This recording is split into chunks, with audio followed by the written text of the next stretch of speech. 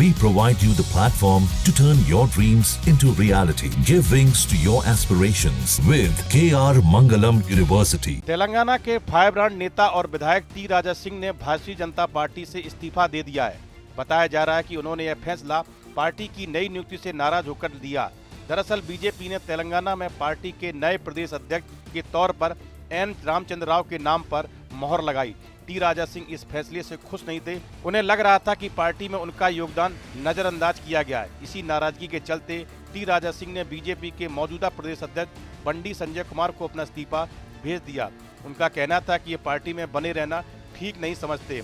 BJP MLA T Raja Singh ने x post पर लिखा कि बहुत से लोगों की चुप्पी को सहमति न समझा जाए। मैं सिर्फ अपने लिए नहीं बल्कि अनगिनत कार्यकर्ताओं और मतदाताओं के लिए बोल रहा हूं, जो हमारे साथ आस्था के साथ खड़े थे और जो आज निराश महसूस कर रहे हैं। टी राजा सिंह के इस्तीफे के बाद तेलंगाना की राजनीति में हलचल तेज हो गई है।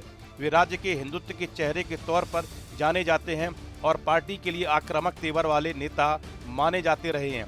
टी राजा सिंह पिछले कुछ समय से पार्टी के अंदर खुद को उपेक्षित महसूस कर रहे थे। वे कई बार सार्वजनिक मंचों से संकेत दे चुके थे कि पार्टी उनकी बात नहीं सुन रही। उन्हें उम्मीद थी कि उन्हें पार्टी संगठन में बड़ी जिम्मेदारी दी जाएगी, लेकिन एन रामचंद्र राव को प्रदेश अध्यक्ष बनाए जाने से वे निराश हो गए। टी राजा सिंह को तेलंगाना में बीजेपी का बड़ा हिंदुत्व चेहरा माना जाता है। वे अक्सर विवादित बयानों के लेकर सुर्खियों में रहते हैं। हालांकि इन्हीं बयानों के चलते उन पर पार्टी की तरफ से अनुशासनात्मक कार्रवाई भी हुई थी।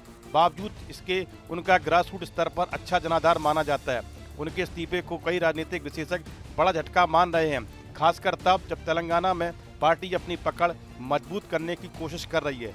राजा सिंह का अलग होना दिखाता है कि पार्टी के भीतर असंतोष की भावना अब सतह पर आ गई है। टी राजा को साउथ का बीजेपी का खेवनहार कहा जाता है। टी राजा खुलकर बोलते हैं और उनकी छवि फायर ब्रांड नेता के तौर पर दी जाती है। टी राजा वर्तमान में गोसामेल सीट से विधायक हैं। तेलंगाना में बीजेपी अध्यक्ष का चुनाव होना था। टी राजा ने प्रदेश अध्यक्ष बनने के लिए दिल्ली दरबार तक हाजिरी लगाई, लेकिन पार्टी हाईकमान ने टी राजा के बजाय एन रामचंद्र राव के नाम पर मोहर लगा दी, जिसके कारण टी राजा ने बीजेपी से रिजाइन कर दिया।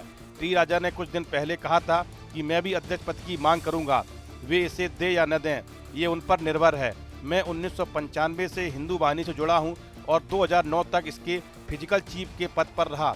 2009 में जब बीजेपी ने मुझे नगर निगम का टिकट नहीं दिया तो मैंने तेलुगु देशम से चुनाव लड़कर जीत हासिल की। 2014 में बीजेपी से गोसामेल से विधायक बना। टी राजा ने कहा कि 2018 में जनता ने मुझे फिर से विधायक चुना। टी राजा ने कहा कि वे प्रदेश अध्यक्ष बनने की काबिलियत रखते हैं। राजा सिंह अपने नाम के आगे टी लगाते हैं। लोध यानी कि राजपूत समुदाय से आने वाले राजा सिंह के समर्थक उनके नाम के आगे टी का मतलब टाइगर बताते हैं। हालांकि उनके दिवंगत पिता नमल सिंह भी अपने नाम के आगे टी लिखते थे। इसका मतलब ठाकुर से है। टी राजा सिंह बेहद गरीब परिवार से आते हैं और इसके चलते उनकी पूरी शिक्षा नहीं हुई। उनका परिवार मूर्तियां बनाता था। इसके बाद वे भी इसी काम में लग गए। बाद के दिनों में टी राजा सिंह ऑडियो और कैसेट बेचने लगे। टी राजा सिंह बेहद गरीब परिवार से आते हैं, इसके चलते उनकी शिक्षा पूरी नहीं हुई। उनका परिवार मूर्तियां बनाता था। इसके बाद वो भी इसी काम में लग गए। बाद के दिनों में टी राजा सिंह ऑडियो और कैसेट बेचने लगे। टी राजा सिंह ने राजनीति में कदम 2009 में रखा था। अप्रैल 2013 में वे टीडीपी से बीजेपी में आ गए थे। अब सभी की निगाहें इस पर लगी हैं कि टी राजा सिंह अगला कदम क्या उठाएंगे। क्या वे किसी और पार्टी में जाएंगे या खुद का राजनीतिक रास्ता चुनेंगे। फिलहाल उन्होंने अपने भविष्य की योजनाओं को लेकर कोई आधिकारिक बयान नहीं दिया है।